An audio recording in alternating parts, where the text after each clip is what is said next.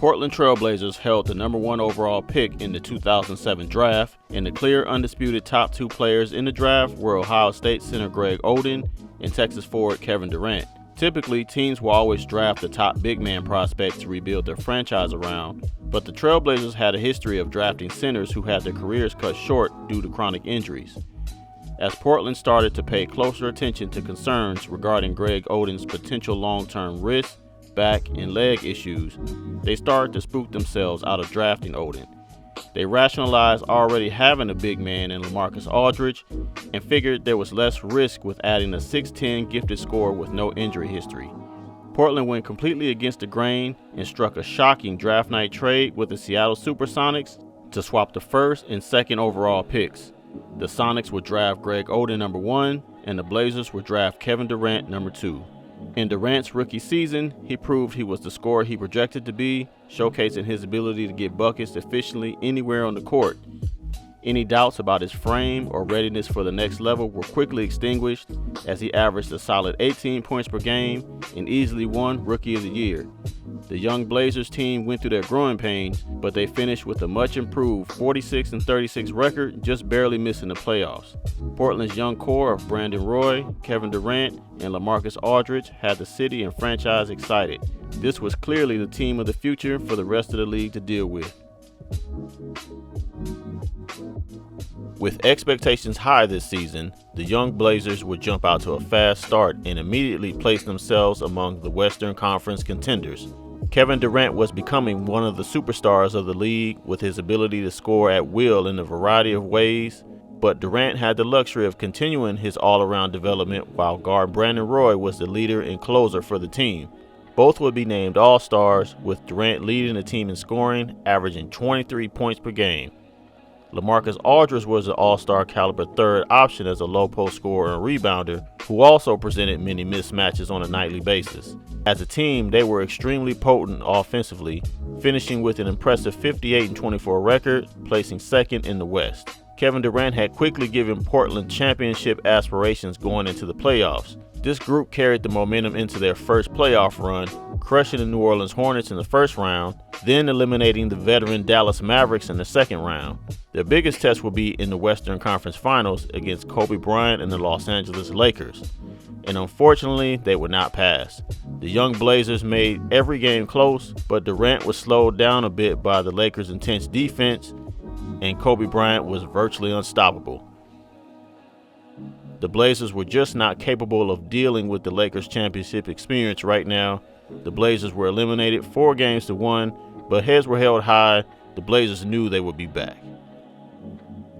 It was now time for Portland to make sure the core was back long term, signing Brandon Roy and LaMarcus Aldridge to 5-year max contracts.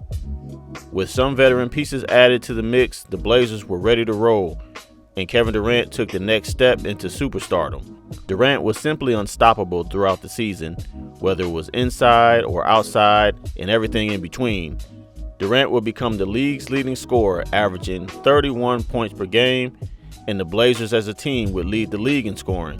The Blazers had all the components of a championship team, finishing first in the West with a 58-24 record. The Blazers were eager to start their playoff run, but the Blazers would get some adversity. Brandon Roy suffered a slight knee injury right before the end of the regular season, and he would miss at least the first round of the playoffs. The Blazers had more than enough to get through the first 2 rounds, allowing Roy to take his time recovering. The Western Conference Finals will be a rematch with the defending champion LA Lakers, and with home court advantage this time, Kevin Durant would lead the Blazers to a statement Game 1 win. Kobe Bryant and the Lakers would snatch home court back and win Game 2, then win Game 3 in LA. Brandon Roy would make his return in Game 4 to relieve some pressure off Durant and Aldridge, but Roy just wasn't able to play up to his normal capabilities. The Blazers were inspired enough to win Game 4, and Durant went toe-to-toe with Kobe, but the Lakers would ultimately win both Game 5 and Game 6 to eliminate the Blazers once again. The disappointment of falling short in the finals once again was short-lived, as Portland signed Kevin Durant to a 5-year max contract to ensure the Blazers stayed title contenders for years to come. The Blazers started the season as expected. Kevin Durant was now the undisputed leader of the team, continuing to be unstoppable, averaging 28 points per game. Brandon Roy seemed to have recovered from his knee injury at the beginning of the season, but it was apparent that his chronic ailments were slowing him down. Roy would have more surgeries during the season and had to return to a role coming off the bench since he couldn't regain his all-star form. Portland knew it needed to enhance the roster to prepare another run against Kobe, so at the trade deadline they acquired all-star Gerald Wallace from the Charlotte Bobcats. Wallace would serve as a legitimate third option on offense, but was valued more for his defense and toughness. Durant would lead the Blazers to a 55-27 record, finishing fourth in the West going into the playoffs. The Blazers would once again reach the Western Conference Finals, but this time their opponent would be the Dallas Mavericks. The Blazers were favored to win this series and felt like since they avoided Kobe and the Lakers, they were finals bound. But the Blazers were in for a surprise. Despite great performances from Kevin Durant and LaMarcus Aldridge, they just ran into a buzzsaw that was Dirk Nowitzki. Dirk was on one of the great playoff runs of all time and no one could stop him. The Blazers will be eliminated 4-2, falling short of the finals again. This would be a tough offseason for the Blazers, trying to figure out how to get over the hump. Then it was found out that Brandon Roy's knees were so bad that he would never fully recover, so he decided to retire before the start of the season. Once the season finally started, Durant was up to the challenge of leading the team and continued to produce as the league's leading scorer once again, averaging 29 points per game. LaMarcus Aldridge also continued to improve his game as the true second option now, becoming an all-star for the first time.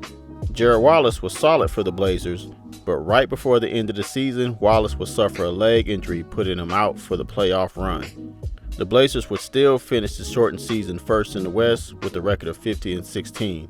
The Blazers powered through the first and second rounds and were back in the Western Conference Finals once again. This time their opponent was the San Antonio Spurs, a veteran team with plenty of championship experience.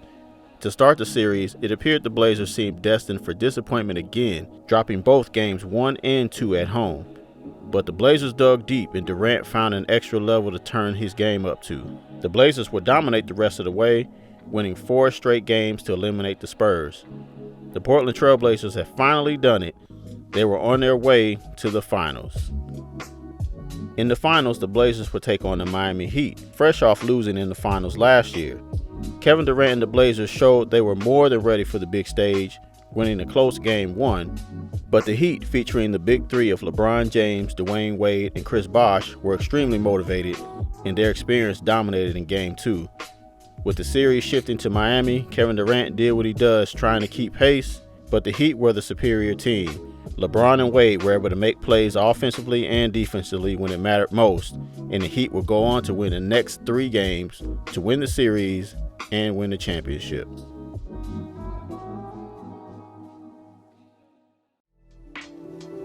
Once again, man, appreciate y'all for watching. Of course, please subscribe to the channel, like, comment, let me know what y'all think. Of course, go back and check the other videos out if you haven't had a chance already. We're going to keep it rolling with another episode next week of the Alternate Sports Planet. See y'all soon.